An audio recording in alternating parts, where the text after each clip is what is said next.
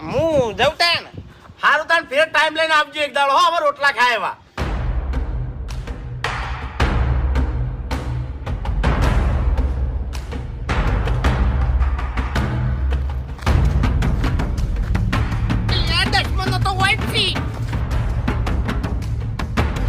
અલ્યા તારી આ ચમ દોડ્યા બધા.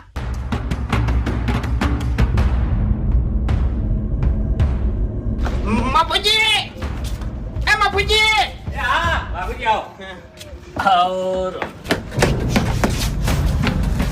શું છે ભમતા કાકા?